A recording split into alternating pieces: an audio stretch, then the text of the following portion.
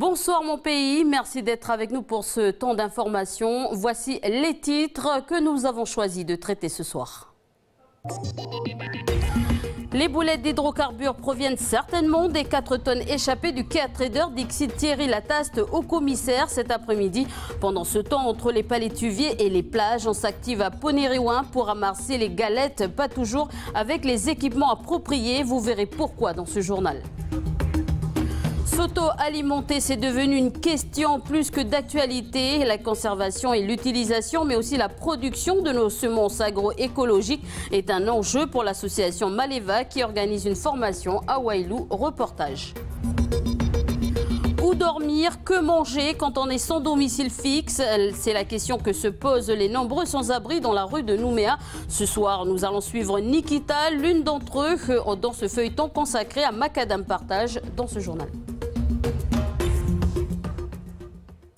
Mais avant de développer ces titres, 2 Bluebots ont été interceptés ce matin à 6 h au large des côtes de Bélep par les forces armées de Nouvelle-Calédonie. Selon le député Philippe Gomez et le sénateur Gérard Poadja, des centaines de kilos d'holothurée ont été pillés sur nos eaux territoriales.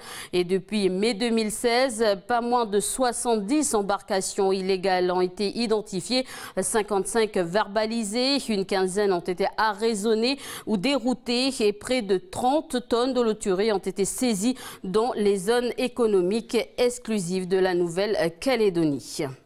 Notre belle nature souillée par l'hydrocarbure, l'origine de cette pollution est encore inexpliquée. Écoutons Thierry Lataste, haut commissaire. On est entré dans une nouvelle période où l'important est de le dépolluer complètement et puis ensuite de le démanteler. Cette étape est en cours. L'essentiel de ce qui était à bord, qu'il s'agisse des conteneurs de matériaux dangereux ou qu'il s'agisse du pétrole et du fioul lourd à bord, a été sorti.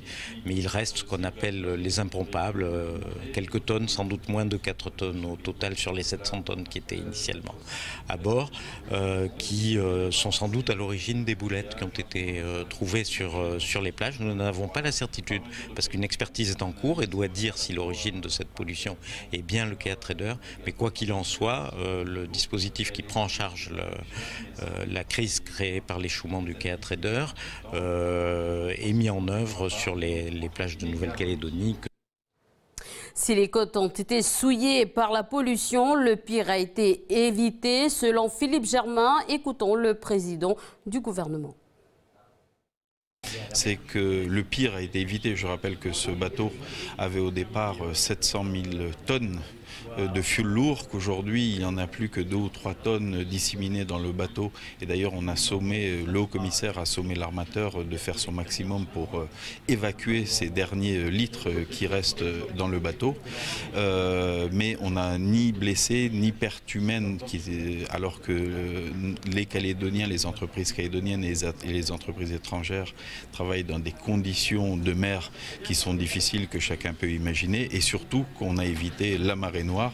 Malheureusement, dans ce cas de figure, quand un bateau de 22 000 tonnes s'échoue aux abords de nos côtes, il y a quelques pollutions, on les traite et l'essentiel est que le pire ait été évité. Voilà des propos recueillis par l'INSEE WAMO. Si la pollution existe sur les plages de nos côtes, l'opération de dépollution du quai à trader a été longue. Retour sur cette intervention selon les informations du Haut Commissariat Camille Mounier. Au moment de l'échouement du quai à trader le 12 juillet dernier, il y a à son bord 752 tonnes de fioul lourd. Depuis 5 mois, des opérations de déchargement d'hydrocarbures sont organisées. Le 27 juillet, 663 mètres cubes sont encore à l'intérieur. Le 9 août, 112 mètres cubes sont encore à l'intérieur. Et le 9 septembre, il est déclaré qu'il reste encore moins de 5 mètres cubes de fioul impompable à l'intérieur. Quand le quai à trader se brise en deux, le 12 novembre dernier, des résidus de fioul lourd s'échappent du bâtiment. Ces clichés le confirment. Le jour même, le Centre d'expertise pratique de lutte anti-pollution parle, je cite, de traces noires. Le lendemain, il parle de quelques dizaines de litres. Le 15 novembre, les experts parlent, je cite, de pollution d'ampleur limitée dans une fourchette allant de quelques dizaines de litres à 1 mètre cube. Ce jour-là, la météo ne permet pas le traitement. Le 16 novembre, des boulettes sont ramassées depuis un Zodiac par l'équipe de lutte anti-pollution de l'armateur. La récupération de ces 30 litres est rendue difficile à cause des conditions de mer. Les jours suivants, de nouvelles traces de pollution sont de nouveau visibles, ici à quelques mètres, ou encore là, dans les cales. Depuis le 23 novembre, le Centre d'expertise pratique de lutte anti-pollution n'a constaté aucune pollution aux abords du navire. Depuis que la pollution est avérée au pays, beaucoup d'entre vous utilisent des gants latex, un équipement inapproprié. Pourquoi? Réponse d'Anissa Toussi et de Vanessa Kidi. Le fioul est un carburant très toxique. Sous forme de boulette, lors d'un contact prolongé ou répété avec la peau, il peut la dessécher et provoquer des irritations cutanées. Si vous consommez du poisson ou des fruits de mer imprégnés d'hydrocarbures, il n'y a peu ou pas de symptômes prévisibles. Vous risquez des nausées et des diarrhées.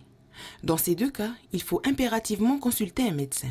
Pour réduire les risques, il est fortement conseillé d'utiliser des gants pour le ramassage de boulettes d'hydrocarbures. Et pas n'importe lesquels.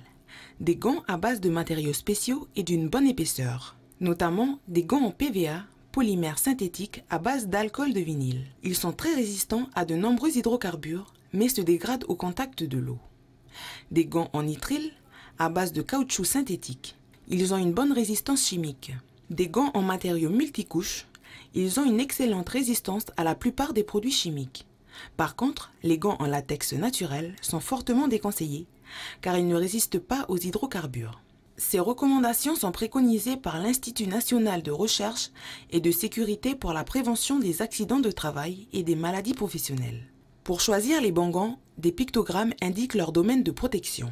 Celui-ci pour les risques chimiques, pour les risques micro-organiques et pour les risques mécaniques. Et comme notre nature, les acteurs économiques sont aussi en crise. Dans un communiqué aujourd'hui, la CGPME, la Confédération des petites et moyennes entreprises, annonce son retrait de l'agenda partagé. Selon elle, aucune réunion n'a été organisée. Je cite, depuis plus de 6 mois, la politique économique est en sommeil sous prétexte d'échéances électorales, présidentielles, législatives et sénatoriales. Comment conserver et utiliser nos semences agroécologiques pour s'auto-alimenter?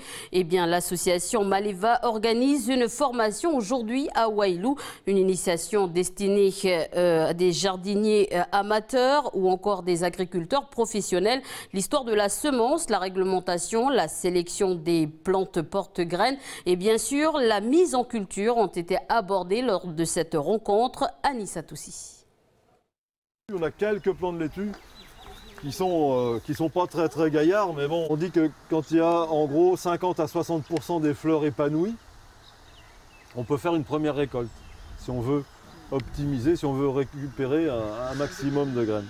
Donc ma première récolte, je me déplace avec un seau ou une poubelle, et délicatement je vais incliner mon inflorescence et je vais le secouer à l'intérieur de mon récipient en faisant cogner l'inflorescence sur les bords et ça détache les graines et les graines tombent dans mon seau et à ce moment-là je récupère les graines. Comment récolter des graines? Comment les faire germer? Ou encore comment les conserver? C'est à toutes ces questions que répond le formateur de l'association Maleva. Aujourd'hui, 23 personnes sont présentes à Doneva pour suivre cette formation inédite en Nouvelle-Calédonie sur la production, la conservation et l'utilisation de semences en agroécologie. Le but de cette formation est d'atteindre l'autosuffisance et la souveraineté alimentaire. Nous sommes dépendants de ce qui nous vient de l'extérieur. Donc jusqu'à présent, nous n'avons pas encore développé les productions de semences dans le pays. On l'a vu lors des cyclones Pam au Vanuatu et Winson à Fidji en 2015 et 2016, où en termes de coopération régionale après les catastrophes naturelles, la Calédonie n'a pas été en mesure de fournir des semences adaptées et ayant poussé donc sur nos sols et nos climats. On a été obligé de faire venir des semences d'Europe, d'Asie, etc. Qui plus est, ce sont des F1 non reproductibles. Et nous, notre objectif, c'est effectivement permettre à l'ensemble des Calédoniens calédoniens qui sont intéressés, c'est-à-dire les producteurs, mais aussi les associations de femmes, de produire leurs propres semences, de manière à apporter donc une plus grande biodiversité et puis créer aussi une économie solidaire de proximité. Pour les stagiaires, c'est l'occasion également d'approfondir leurs connaissances en agriculture biologique. C'est des petites choses que nous, on mettra en pratique après pour essayer d'améliorer nos potagers et puis avancer au mieux aussi dans une culture qui préserve notre santé aussi, parce qu'on a toujours tendance à aller acheter par-ci par-là dans les grandes surfaces et quelquefois on ne sait pas trop s'il y a des pesticides pour les produits que l'on mange ou pas. Moi je suis venue aussi pour me renseigner sur tout ce qui est graines de manioc, graines d'igname, graines de taraudot, parce que je sais qu'à Canada ils ont déjà expérimenté ça. Graines de taraud de montagne, tout ce qui est vivrier qu'on fait comme tubercule, parce que c'est vrai que là on fait par multiplication végétative, donc on prend les boutures et on replante et tout, mais est-ce que c'est possible par exemple pour le manioc de récupérer les graines et peut-être les marier ou pour avoir d'autres variétés? Afin de ne plus dépendre des semences importées, la prochaine étape pour l'association Maleva est de créer un réseau de semences paysannes et patrimoniales de Nouvelle-Calédonie. L'autosuffisance alimentaire, c'est aussi pratiquer l'agriculture responsable. Alors comment obtenir un certificat? Les explications de Lindsay Wamo. Pour acquérir un certificat, le producteur doit adhérer à un organisme, l'organisme de défense et de gestion, l'ODG. Celui-ci rassemble plusieurs producteurs. Ensemble, ils élaborent un cahier des charges. Dans ce cahier des charges, le producteur peut par exemple s'engager à faire de l'agriculture biologique. Ce cahier des charges est reconnu par le gouvernement de la Nouvelle-Calédonie. Le producteur peut alors bénéficier de ces 6 étiquettes ou signes, comme par exemple l'agriculture responsable, la pêche responsable ou plus connu, BioPacifica. Si vous trouvez cette étiquette BioPacifica par exemple sur votre pomme, cela signifie qu'elle a été cultivée de manière à maintenir la santé des sols, des écosystèmes et des personnes. Aujourd'hui, on compte 5 exploitations en agriculture responsable et 4 armements de pêche côtière en pêche responsable au pays. Comment se débrouille-t-on dans la rue quand on est sans domicile fixe? Où est-ce que je vais dormir? Qu'est-ce que je vais manger? Si certains dorment dans les foyers et mangent les sandwichs distribués tous les 16 heures par Macadam Partage, par manque de place, d'autres n'ont pas le choix que de dormir dans la rue. Mais il y a ceux qui préfèrent coucher dehors. C'est le cas de Nikita que Mathieu Le Barbier a suivi. Écoutez son témoignage, c'est la suite de notre feuilleton de la semaine.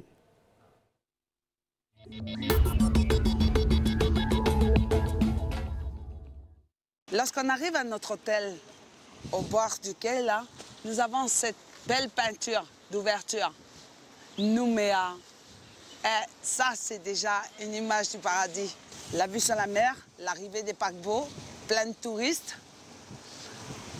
Et là, c'est une partie de ma famille. Et la foule fait ce qu'elle veut. Elle est là pour faire face. Elle vient pas foutre le feu. Elle vient déclarer sa flamme. J'ai emmené des sandwichs.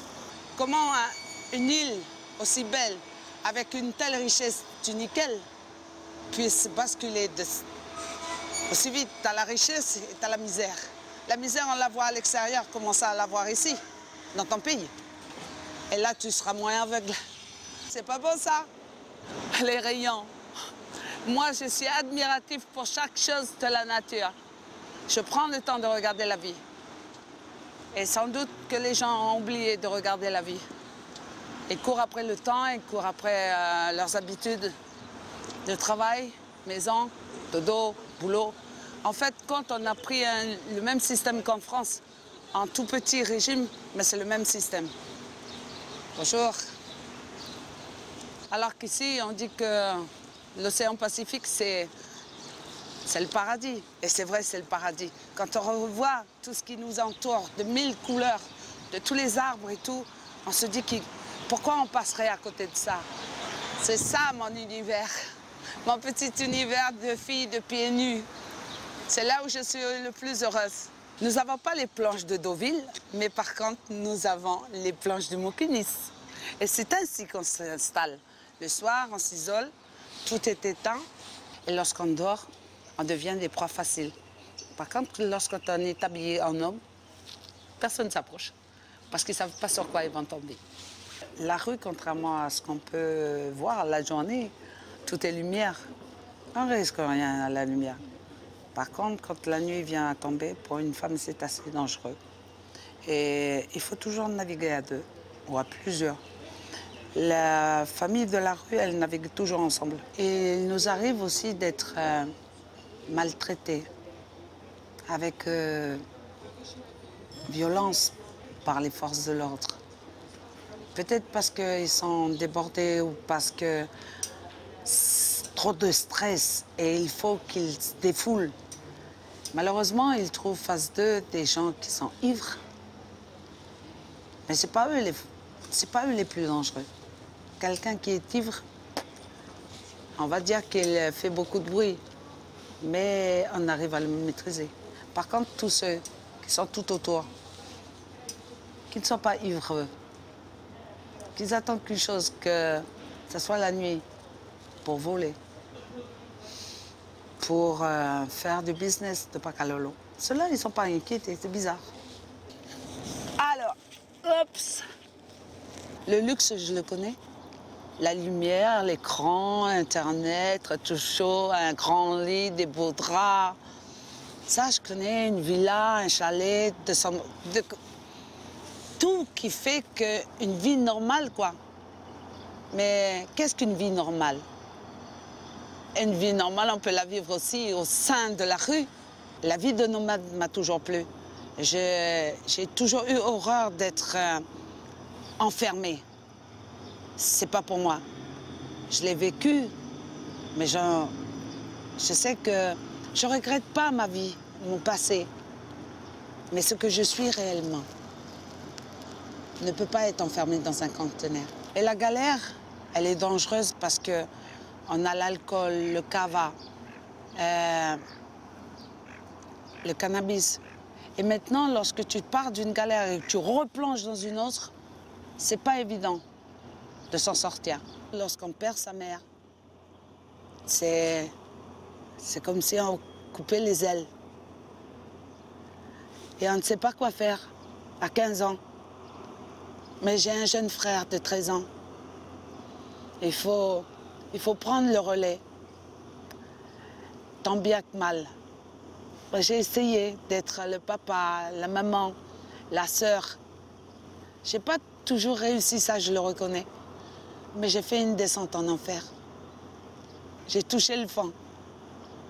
Et je ne souhaite à personne de toucher le fond comme je l'ai fait. Et d'ailleurs, aujourd'hui, j'en parle encore avec beaucoup d'émotion. Parce que c'est indélébile. Mais on grandit beaucoup plus vite que les autres enfants.